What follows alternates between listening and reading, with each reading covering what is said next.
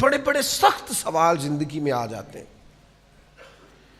کئی دفعہ دل نہیں کرتا، دل ٹوٹتا ہے کہ یار یہ والی بات آپ کو نہیں کرنی چاہیے تھی، یہ درست نہیں ہے، یہ انداز ٹھیک نہیں، یہ سوال نہیں بنتا. کسی کو اپنے گناہ کا حساب کیا دیتے، سوال سارے غلط تھے، جواب کیا دیتے. کچھ لوگ ایسے ہوتے ہیں جو مطلب اس جگہ پہ بندے کو لا کے کھڑا کر دیتے ہیں جہاں کٹہرا سا بن جاتا ہے، اور اس آدمی کا حق بھی نہیں ہوتا کہ وہ یہ سوال کرے. لیکن آپ کا منصب ایسا ہے کہ آپ کو برداشت کرنا ہے. آپ ہیں ایسی جگہ پہ جہاں آپ کو اس چیز کو قبول کرنا ہے. آپ کو سمجھنا ہے کہ یار اب میں فائز ایسی جگہ پہ ہوں، اس نے کہہ لیا ہے تو میں کیا کروں. تو میں آپ کی خدمت میں عرض کروں گا کہ کئی دفعہ سخت ترین معاملہ ہو جاتا ہے.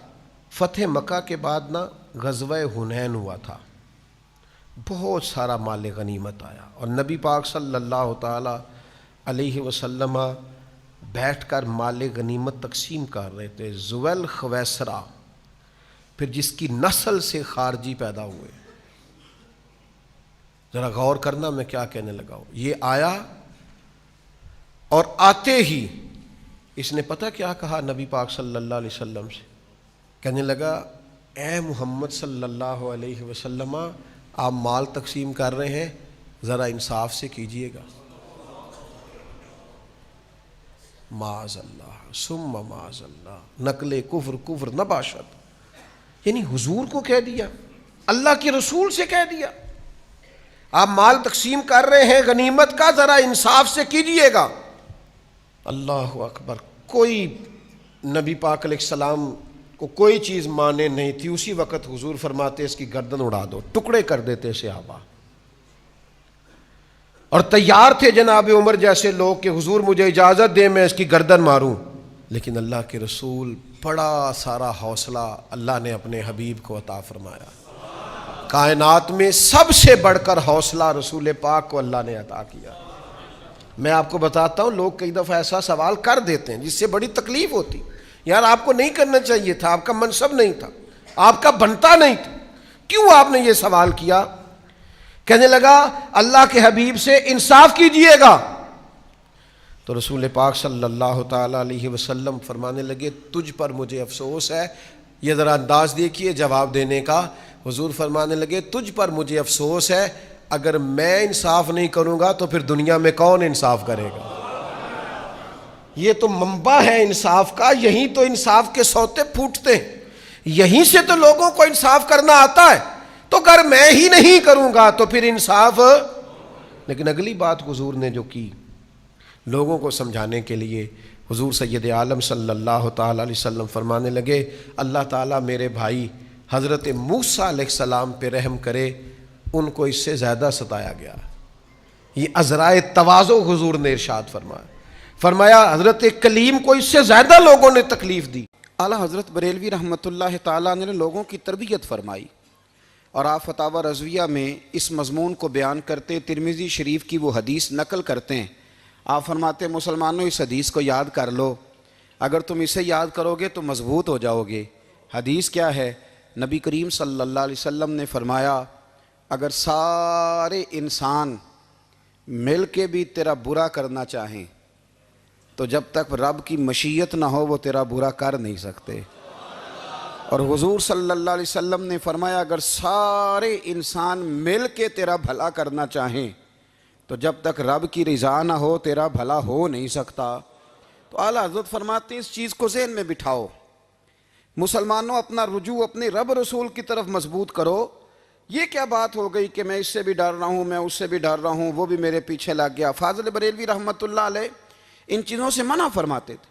وہ کہتے تھے یہ توہمات ہیں، اوہام پرستی ہے، ہمیں ان چیزوں سے ہمیشہ بچنا ہے، اپنی آنے والی نسلوں کو بچانا ہے. اور فرمایا کرتے تھے رب کی رضا پہ جو راضی رہتا ہے اللہ اسے سکون والی زندگی عطا فرماتا ہے. ہمارے ہاں لوگ پوچھتے ہیں طبیعت کیسی ہے، لیکن یو پی میں، سی پی میں، لکھنؤ میں پوچھا جاتا ہے کہ کیا شکایت ہے آپ کو؟ کہتے ہیں یہ سر درد کی شکایت ہے. یہ اردو کا ایک محاورہ ہے. جناب کیا شکایت ہے؟ کہتے ہیں جی مجھے کمر درد کی شکایت ہے. پھر پوچھنے والے پوچھتے ہیں کہ جناب اس شکایت کا کیا بنا؟ تو صدر الشریعہ مولانا امجد علی صاحب اعظمی رحمۃ اللہ علیہ فرماتے ہیں اعلیٰ حضرت کو بخار تھا تو میں حاضر ہوا تو میں نے کہا حضور شکایت کا کیا بنا؟ کہنے لگے مولانا پڑھے لکھے ہو کے تو ایسی باتیں نہ کرو، شکایت کس سے کرنی ہے؟ رب نے جس حال میں رکھا ہے بڑا ہی اچھا رکھا ہوا ہے، شکایت کا کیا معنی ہوا؟ اللہ نے جہاں سمجھا مناسب اس نے ہمیں رکھا ہے، شکایت کیا ہوتی ہے؟ مجھے کسی سے شکایت نہیں۔ فرمایا کرتے تھے الحمدللہ مجھے سر درد بھی ہوتا ہے اور بخار بھی ہوتا ہے اور میں بڑا خوش ہوں، یہ وہ والی بیماریاں ہیں، یہ وہ امراض ہیں جو نبیوں کے قدم بھی چومنے آیا کرتے تھے۔ میں خوش بخت ہوں کہ وہ امراض جو انبیاء کے پاس آتے تھے، سر درد اور بخار، وہ مجھے لگتے ہیں۔ اپنی زندگی کو رضا والی زندگی بنایا۔ یقین بڑا کامل تھا میرے اعلیٰ حضرت کا۔ امام غزالی نے حدیث لکھی ہے، نبی کریم صلی اللہ علیہ وسلم نے فرمایا ہے یقین اس طرح سیکھا کرو جس طرح تم قرآن سیکھتے ہو۔ آج میرے دور کا سب سے بڑا مسئلہ یقین کی کمزوری ہے۔ مسلمان کچی پکی سوچیں سوچتا ہے، کمزور کمزور جملے بولتا ہے، اس کو دنیا داروں کے وعدوں پر اعتماد جلدی ہوتا ہے، لیکن معاذ اللہ اللہ رسول کے وعدوں کے بارے میں یہ کئی دفعہ شکوک کا شکار ہوتا ہے۔ اسے سمجھنا چاہیے۔ فاضل بریلوی ایک پختہ یقین والی شخصیت تھے، پختہ یقین والی۔ بریلی شریف کے دائیں بائیں طاعون کا مرض پھیل گیا تو اعلیٰ حضرت فرماتے ہیں میرے منہ میں بھی کچھ گلٹیاں نکل آئیں، تو بعض لوگوں نے کہا شاید آپ کو بھی طاعون ہو گیا ہے۔ اعلیٰ حضرت رحمۃ اللہ علیہ فرماتے ہیں جو سب سے بہترین طبیب تھا وہ لایا گیا، اس نے میرا منہ دیکھ کے گلٹیاں دیکھ کے کہا خو آپ کو تو طاعون کا مرض ہو گیا ہے۔ تو اعلیٰ حضرت فرمانے لگے مجھے ساری بیماریاں لگ سکتی ہیں، یہ نہیں لگ سکتی۔ اس نے کہا حکیم میں ہوں کہ آپ ہیں؟ فرمایا نہیں آپ ہی ہیں، پر یہ بیماری مجھے نہیں لگ سکتی، یہ مجھے ہو نہیں سکتی۔ اس نے اصرار کیا تو اعلیٰ حضرت رحمۃ اللہ تعالیٰ علیہ اس کو کہنے لگے میاں تو جو مرضی کر لیکن مجھے طاعون کا مرض نہیں ہو سکتا، یہ بات طے ہے۔ وہ ناراض ہو کے چلا گیا۔ اب طاعون کی جو گلٹیاں ہوتی تھی نا وہ بڑے بڑے مہینوں نہیں جاتی تھیں، تکلیف رہتی تھی۔ اعلیٰ حضرت کہتے ہیں میں نے اسی رات نا تھوڑی سی کالی مرچوں کا سفوف بنایا اور مسواک میں رکھ کے جب منہ کے اندر چھڑکا تو تھوڑا سا خون نکلا اور میرا منہ بالکل ٹھیک ہو گیا۔ سویرے میں نے کہا بلاؤ نا اپنے حکیم کو جو کہتا تھا طاعون ہو گیا ہے۔ تو لوگ کہنے لگے حضور آپ کو ویسے کیسے پتا تھا طاعون نہیں ہے؟ فرمانے لگے پتہ اس طرح تھا کہ اللہ کے رسول صلی اللہ علیہ وسلم نے ایک دعا ارشاد فرمائی ہے، فرمایا کسی مریض کو دیکھ کے پڑھ لو الحمدللہ الذی مما ابتلاک بہ وفضلنی علی کثیر ممن خلق تفضیلا۔ حضور نے فرمایا کسی بیمار کو دیکھ کے، مصیبت والے کو دیکھ کے یہ دعا پڑھو، تم اس مصیبت میں شکار نہیں ہوں گے۔ فرمانے لگے میں نے طاعون کے مریض کو دیکھ کے دعا پڑھ لی تھی، تارے ٹوٹ سکتے ہیں، چاند گر سکتا ہے، سورج اپنی جگہ چھوڑ سکتا ہے، پر مدینے والے محبوب کی بات غلط نہیں ہو سکتی۔ یہ میرا یقین کامل ہے، ساڈے نبی دی زبان ساڈے واسطے قرآن، یہ بات غلط ہو سکتی؟ مضبوط یقین فاضل بریلوی کا، مضبوط نظریات۔ اعلیٰ حضرت رحمۃ اللہ تعالیٰ علیہ سے کسی نے کہا آپ کس طرح کے مومن ہیں، کس طرح کے مومن ہیں؟ تو اعلیٰ حضرت فرمانے لگے میرا دل چیرو، اس کو کھولو، ایک طرف لا الہ الا اللہ لکھا ہوگا، دوسری جانب محمد رسول اللہ لکھا ہوگا، کھول کے دیکھ لو۔ ایک تو یقین کی پھر دوسری بات، خشک لوگوں کو زندگی گزارنے کا مزہ کوئی نہیں آتا۔